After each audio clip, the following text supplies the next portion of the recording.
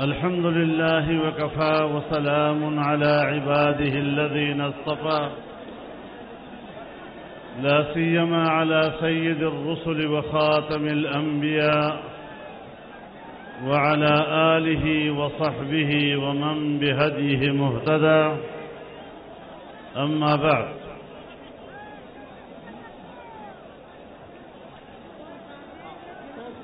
Stage پر موجود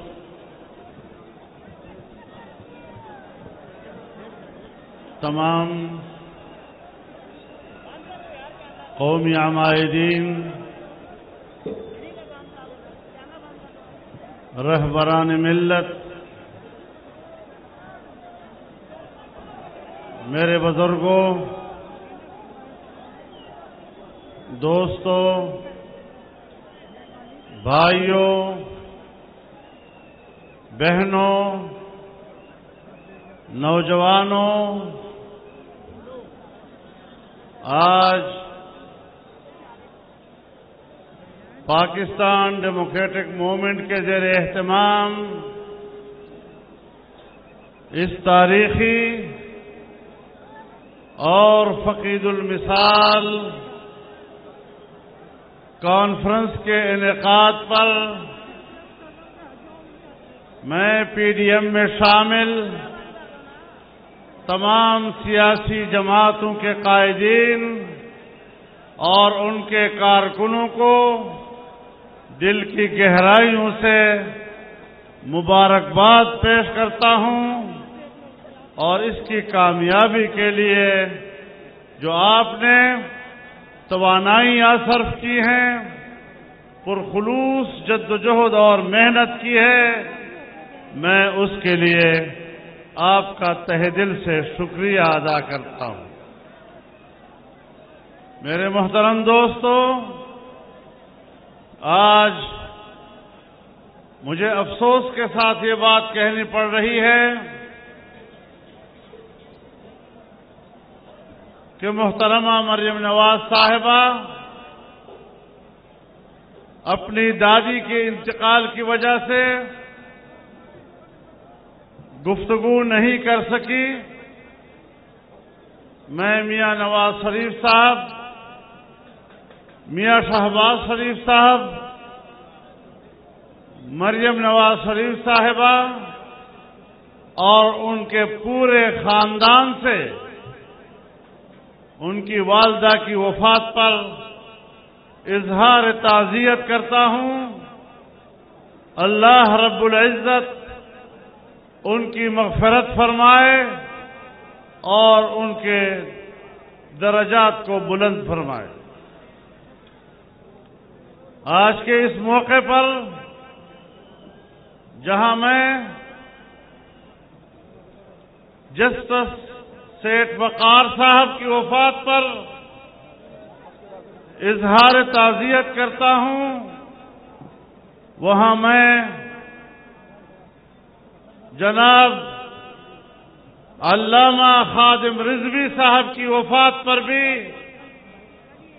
اظہار تعزیت کرتا ہوں، ان کے خاندان سے بھی، ان کی جماعت سے بھی، ان کے تمام متعلقین و معتقدین سے بھی اللہ رب العزت ان کی روح کو جنت الفردوس میں اعلیٰ مقام نصیب فرمائے۔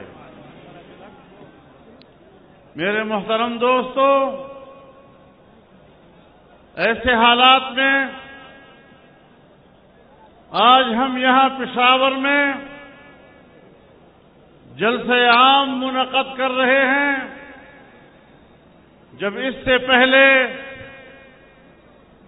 ہم نے گوجرانوالہ میں ان بڑے اجتماعات کا آغاز کیا، ہم نے کراچی میں جلسہ کیا، ہم نے کوئٹہ میں جلسہ کیا، اور آج اہل پشاور نے اور خیبر پختونخوا کے عوام نے تو ریفرنڈم ہی کر دیا، اور اس جلسے میں اس عظیم الشان شرکت کے ساتھ آپ نے دھاندلی کے نتیجے میں آنے والی حکومت کو مسترد کر دیا ہے۔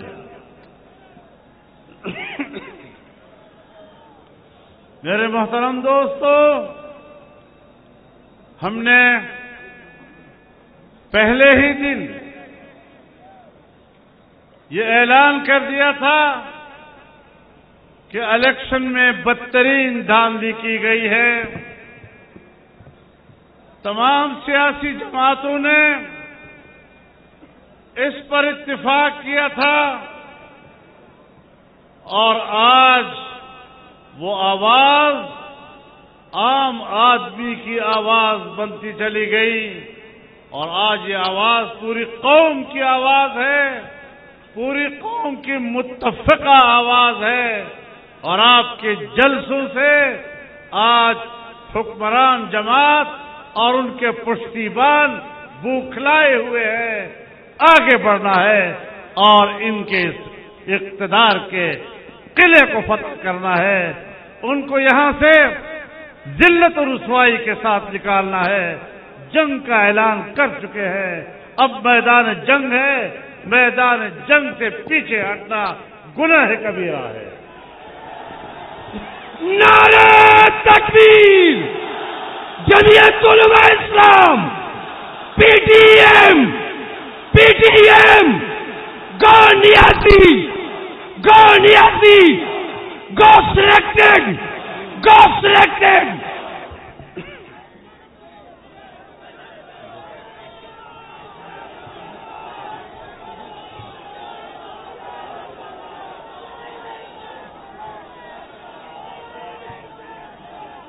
داخلہ اشارہ بولے پتبر میں در تو وہ والا پتبر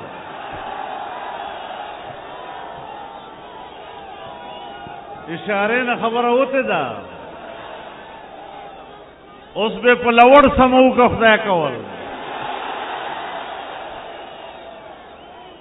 چا سارا واسطہ نہ اوپرے ہوتے انشاءاللہ ہم نے چیلنج کر دیا ہے اور واضح طور پر کہنا چاہتے ہیں، ہمارا موقف بڑا واضح ہے۔ دھاندلی ہوئی ہے، دھاندلی کی گئی ہے، ہمیں دھاندلی کرنے والا بھی معلوم ہے اور وہ جو نامعلوم ہے وہ ہم سب کو معلوم ہے۔ ہم فوج اور ادارے کا احترام کرتے ہیں اگر وہ ہمارا دفاعی ادارہ ہے، اگر دفاعی ادارہ ہے ہمارے سر آنکھوں پر، لیکن اگر وہ سیاسی ادارہ بننے کی کوشش کرے گا تو پھر تنقید برداشت کرنی ہوگی۔ پھر یہ مت کہیں کہ ہمارا نام نہ لیا کرو، پھر تمہارا نام بھی لیا جائے گا، پھر تم پر تنقید بھی کی جائے گی، پھر آپ کے سامنے کلمہ حق بھی کہا جائے گا۔ اور آج بھی ہم آپ کو مہلت دیتے ہیں، آپ ان کے پشتیبانی سے پیچھے ہٹ جائیں، دستبردار ہو جائیں اور آپ کہہ دیں کہ یہ ہماری حکومت نہیں ہے، آپ اس حکومت کے خلاف آواز ہمارے ساتھ ملائیں، پھر ہم اور آپ بھائی بھائی ہیں۔ آپ سیاست میں کیوں آتے ہیں؟ آپ اپنے دفاع سے کام رکھیں، دفاع کام کریں گے تو ہم آپ کے ساتھ ہیں۔ نعرہ تکبیر! ہم لے کے رہیں گے، ہم لے کے رہیں گے، ذرا سوچ سے بولو، للکار سے بولو، سب مل کے بولو، بلاول بولے، مریم بولے، مولانا بولے۔ آپ دھاندلی کریں وہ جرم نہیں، ہم دھاندلی کے خلاف احتجاج کریں تو آپ ہم سے خفا ہوتے ہیں، پھر خفا نہ ہونا، پھر برداشت کرنا۔ لیکن بڑی وضاحت کے ساتھ کہہ دینا چاہتا ہوں کہ 2 سال کے عرصے میں تم نے پاکستان کی معیشت کو تباہ کر دیا ہے، اور جب کسی ملک کی معیشت گرتی ہے تو پھر وہ ریاست باقی نہیں رہ سکتی. ریاست کے بقا کا دار و مدار مستحکم معیشت پر ہوا کرتا ہے. جب ہم حکومت چھوڑ رہے تھے اور نئے الیکشن کی طرف جا رہے تھے تو ہم نے بجٹ میں کہا تھا کہ آئندہ سال اس ملک کی ترقی کا تخمینہ 5.5% ہوگا اور اس سے اگلے سال ترقی کا تخمینہ 6.5% ہوگا. آپ کو حکومت ملی اور آپ کی حکومت میں پہلے سال تخمینہ 1.8 پہ آیا اور جب دوسرے سال تم نے بجٹ پیش کیا تو 0.4 پہ آ گیا. اور اسٹیٹ بینک آف پاکستان نے 3 روز پہلے اپنا بیان جاری کیا ہے کہ سن 1951-52 کے بعد پاکستان کی تاریخ میں پاکستان کا سالانہ بجٹ 0.4 پر آیا ہے. یعنی اگلے سال میں آپ کی ترقی ہی نہیں اور اس سے اگلے سال بھی کسی قسم کی کوئی ترقی نہیں. پھر ہمیں کہتے ہیں معیشت کی بہتری کے اشارے مل رہے ہیں. یہ اشارے کہاں سے مل رہے ہیں؟ یہ کس چیز کے اشارے ہیں؟ اشارے مل رہے ہیں. ایک بھوکا بازار میں کھڑا ہے اور بل بلا رہا ہے. ایک آدمی گزرتا ہے, اسے کہتا ہے میرے پیچھے کوئی آدمی آ رہا ہے اور شاید آپ کے لیے کھانا لے آئے. اس کو کہتے ہیں اشارہ. اب اس اشارے سے کوئی فرق آیا؟ تو بات بنیادی یہ ہے کہ ملک کی معیشت کو تباہ و برباد کر دیا. آج ہم اس قابل نہیں ہے کہ دنیا کا کوئی ملک ہمارے ساتھ تعلقات قائم کرے.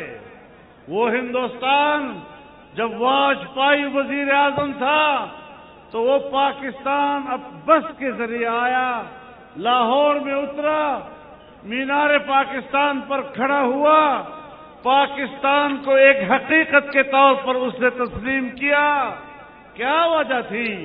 پاکستان معیشت کے لحاظ سے مستحکم تھا اور وہ پاکستان کے ساتھ تجارت کرنا چاہتا تھا.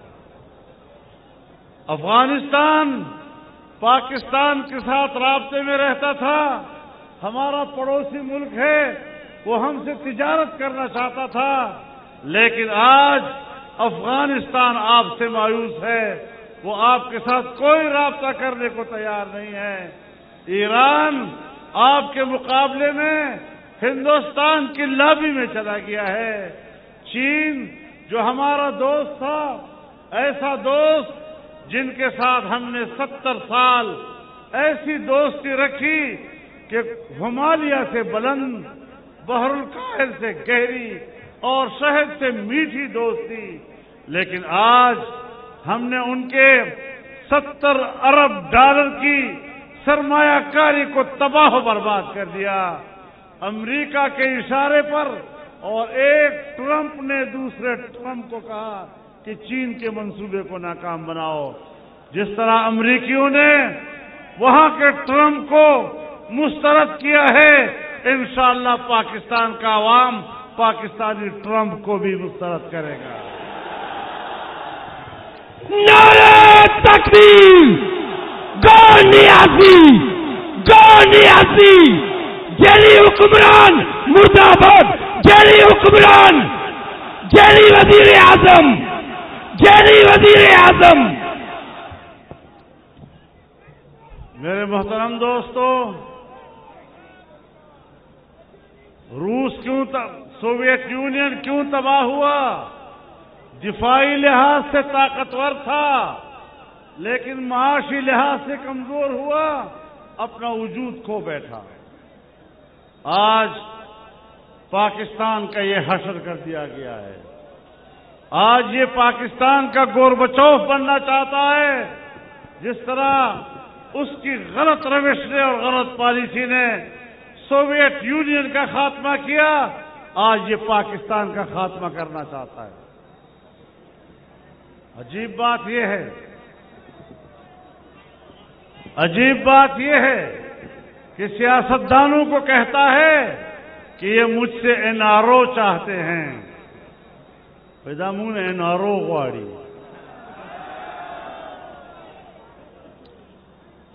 او د این آر او دومره ښه ده چې موږ د این آر او دا او هم نه قبلو۔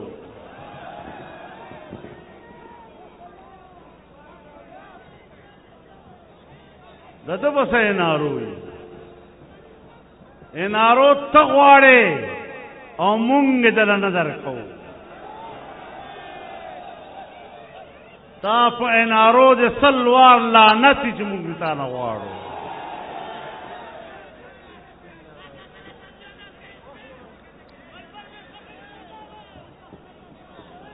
تو میرے محترم دوستو، جو حکومت سیاسی طور پر ناجائز، جس کی کوئی حق اقتدار موجود نہیں، جو کارکردگی کی بنیاد پر نااہل معاشی قاتل ہے پاکستان کا، آج ناکام خارجہ پالیسی کہ نہ تو آپ پر امریکہ اعتماد کرنے کے لیے تیار ہے، نہ آپ پر چین اعتماد کرنے کے لیے تیار ہے۔ ہندوستان پہلے سے آپ کا دشمن ہے، افغانستان آپ پر اعتماد کرنے کو تیار نہیں، ایران آپ پر اعتماد کرنے کو تیار نہیں، اور تم دوسروں کو کرپٹ کہتے ہو۔ جب تم اقتدار میں آئے تو سعودی عرب نے دوستی نبھاتے ہوئے آپ کو $2 ارب دیے، امارات نے دوستی نبھاتے ہوئے آپ کو $2 ارب دیے۔ آج 2 سالوں میں وہ آپ سے ناراض، اور اس حد تک ناراض کہ اپنے پیسے پہ ڈر رہے ہیں کہ کہیں ہمارے پیسے کو تم کہیں اپنے پیٹ میں نہ ڈال دو، اس کو ضائع نہ کر دو۔ چین کے پیسے کو ضائع کیا، سعودی عرب اب اپنے پیسے کو ضائع دیکھ رہا ہے، اس نے آپ سے $2 ارب واپس مانگ لیے۔ امارات نے تم سے $2 ارب واپس مانگ لیے ہیں۔ تم پر کوئی اعتماد کرنے کو تیار نہیں ہے۔ تم نے پاکستان کے دوستوں کو ناراض کیا ہے، تم نے پاکستان کو تنہا کر دیا ہے۔ اب کہاں ہیں تمہارے وہ این جی اوز جو کہتے تھے کہ یہاں پر دودھ اور شہد کی نہریں، یہاں دودھ اور شہد کی نہریں بہیں گی؟ دودھ اور شہد کی نہریں تو نہیں، خون اور زہر کی نہریں بہ رہی ہیں۔ تم دنیا کی نظروں میں بھی ناقابل اعتماد، تم اپنی قوم کی نظروں میں بھی ناقابل اعتماد، تم اپنے پڑوسیوں کے نظروں میں بھی ناقابل اعتماد، تو پھر یہ قوم کوئی جانوروں کی قوم نہیں ہے کہ جس کے سامنے آپ جو چارہ ڈالیں اور وہ قبول کر لیں، اور جس طرح آپ ان کو ہانکے وہ ہانکتے چلے جائیں۔ یہ انسانوں کا ملک ہے، معزز شہریوں کا ملک ہے، محترم لوگوں کا ملک ہے، اور محترم قوم کے اوپر کسی ذلیل اور رسوا انسان کو مسلط نہیں کیا جا سکتا۔ مرد آباد دشمن حکمران، وطن دشمن حکمران، ملک دشمن حکمران، ناکام حکمران۔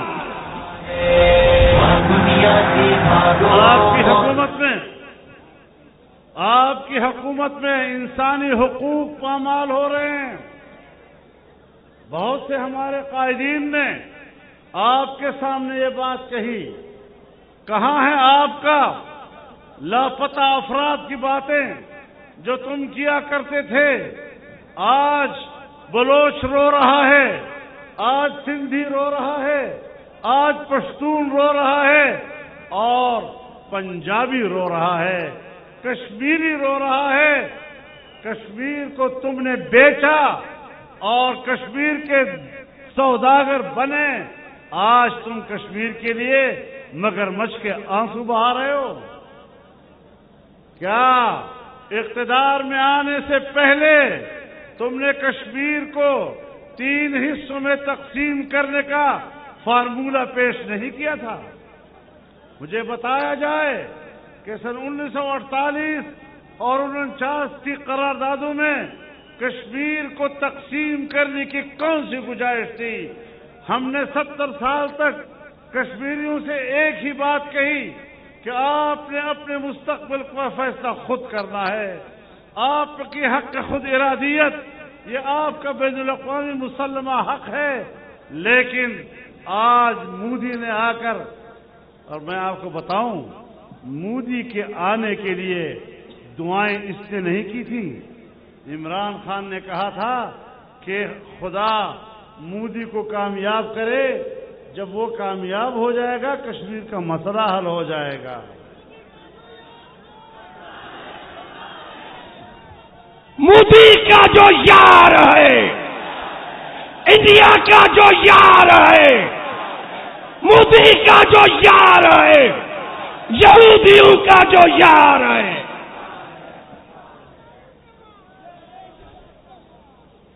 تو مودی کو دعائیں دینے والے تم، اس کو اقتدار میں لانے کے لیے مسئلہ کشمیر کے حل کی امیدیں وابستہ کرنے والے تم، اور آج مگرمچھ کے آنسو رو رہے ہو۔ تم نے کشمیر کو بیچا ہے، تم نے کشمیریوں کے 70 سالہ قربانیوں کا مذاق اڑایا ہے۔ تم نے آج گلگت میں جا کر لوگوں سے کہا ہم آپ کو پاکستان کا صوبہ بنائیں گے، ہم خوش ہوں گے کہ، اور ہم سمجھتے ہیں کہ گلگت بلتستان کے لوگ پاکستانی ہیں، وہ پاکستان سے الحاق چاہتے ہیں، کشمیری پاکستان سے الحاق چاہتے ہیں، لیکن ان کے باقاعدہ حق خود ارادیت کی بنیاد پر اپنا فیصلہ خود کرنے سے پہلے یہ کہہ دینا کہ ہم آپ کو پاکستان کا صوبہ بنائیں گے۔ آپ مجھے بتائیں کہ آپ نے مسئلہ کشمیر کو ذبح نہیں کیا؟ اس طریقے سے آپ کشمیر کے مسئلے کو حل کر رہے ہیں۔ ہم نے ان کی لاشوں پہ سیاست کی 70 سال، ہم نے وہاں کی ماؤں اور بہنوں کی عزتوں اور ان کے ناموس اور عصمت پہ سیاست کی، ہم نے ان کے بچوں کے چہروں سے ٹپکتے ہوئے خون پر سیاست کی۔ وہ مظلوم کشمیری آج کدھر دیکھے؟ جس کو پاکستان پر بھروسہ تھا، جس کو پاکستانی پر بھروسہ تھا، تم نے 70 سال ان سے قربانیاں لے لے کر آج اس کو تنہا چھوڑ دیا ہے۔ 85,000 کلومیٹر مربع کلومیٹر کا کشمیر آج آئے گا صرف 5,000 کلومیٹر مربع کی کشمیر سے۔ یہ تمہاری پالیسی ہے؟ یہ ہمارے لیے قوموں کو جیت رہے ہو؟ یہ تم پاکستان؟ میں آپ سے پوچھنا چاہتا ہوں، آپ نے فاٹا کا انضمام کیا، اب فاٹا والے حق حیران کہ یا اللہ اب ہم پاکستان اور صوبہ خیبر پختونخوا کا حصہ ہیں بھی یا نہیں ہیں۔ ہم نے اس وقت بھی کہا تھا کہ عجلت نہیں ہونی چاہیے، لیکن مجھے پتا ہے کہ کس کے دباؤ پر ایسا ہو رہا تھا۔ میں بہت کچھ جانتا ہوں، میں خارجہ امور کا چیئرمین بھی رہا ہوں، میں کشمیر کمیٹی کا چیئرمین بھی رہا ہوں، اندر کی بہت باتیں جانتا ہوں۔ میں تمہارے ارادوں کو جانتا ہوں، تمہارے عزائم کو جانتا ہوں۔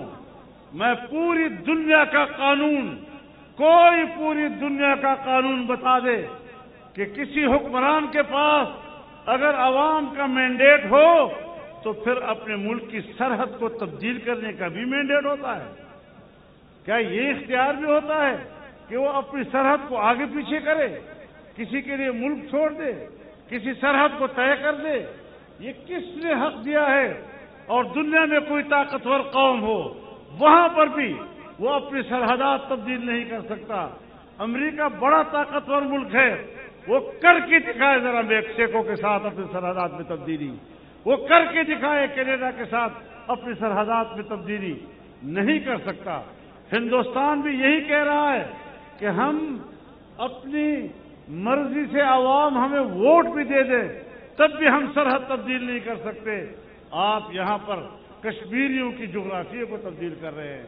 آپ یہاں پر گلگت بلتستان کی جغرافیے کو تبدیل کر رہے ہیں.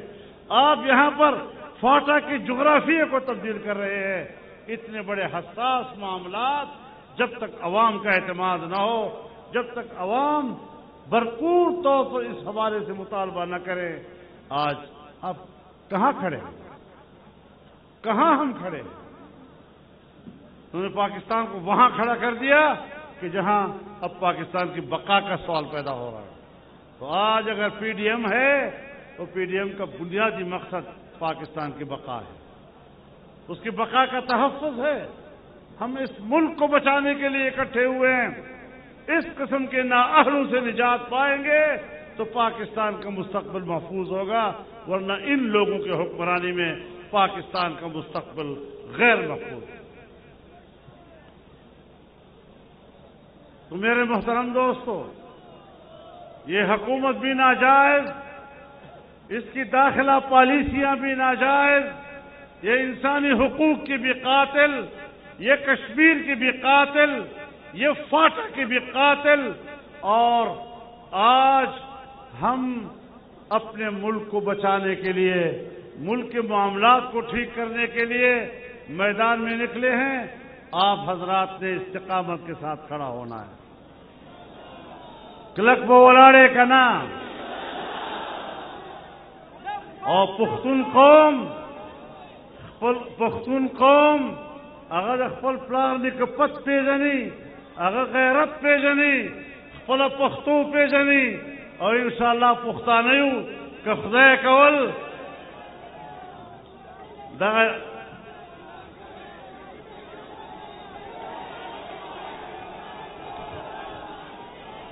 نعرہ تکبیر، قاعدہ اشارہ کوا، قاعدہ اشارہ کوا، لبیک لبیک لبیک لبیک.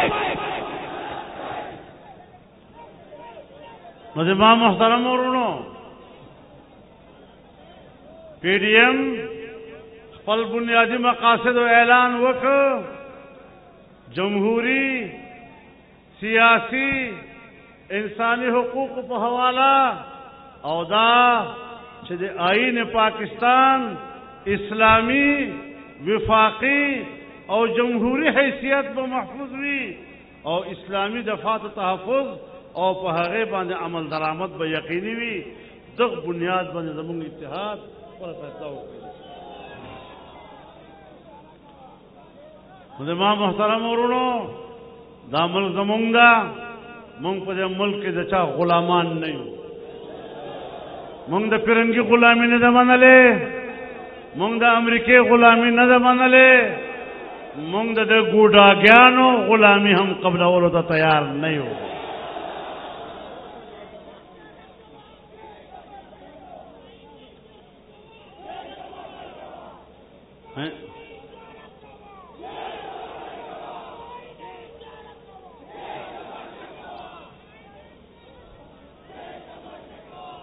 ہم نے جس سفر کا آغاز کیا ہے اب وہ کافی طے ہو چکا ہے، تھوڑا فاصلہ باقی ہے. استقامت کے ساتھ انشاءاللہ ہم اپنی منزل کو پائیں گے. اس ملک کو پاکستان بنائیں گے، حقیقی پاکستان بنائیں گے، اسلامی اور جمہوری پاکستان بنائیں گے، وفاقی پاکستان بنائیں گے، پارلیمانی پاکستان بنائیں گے. اور 18ویں ترمیم کے ذریعے صوبوں کو جو حقوق دیے گئے ہیں، کوئی مت سوچے کہ ہم صوبوں کو دیے ہوئے حقوق پر کوئی سودا کے لیے تیار ہو سکیں گے. ہم ایس ایوارڈ پر کوئی سمجھوتا کرنے کے لیے تیار نہیں ہیں. ہم صوبوں کے حقوق پر کوئی سمجھوتا کرنے کے لیے تیار نہیں ہیں. انشاءاللہ ہم نے ہمیشہ آپ کی جنگ لڑی ہے، سخت حالات میں لڑی ہے. آج پھر میدان میں ہیں اور آج اس میدان میں آپ سب ہم ایک صف پہ کھڑے ہیں. اس صف کو مضبوط بنانا ہے، اس صف کو آگے لے جانا ہے. تمام سیاسی پارٹیاں، سیاسی پارٹیوں کے کارکن ان کے قائدین ایک صف ہو کر انشاءاللہ اس منزل کو حاصل کریں گے۔ اللہ تعالی ہمارا حامی و ناصر ہو۔ وآخر دعوانا ان الحمدللہ رب العالمین۔ لا رہا ہے مولانا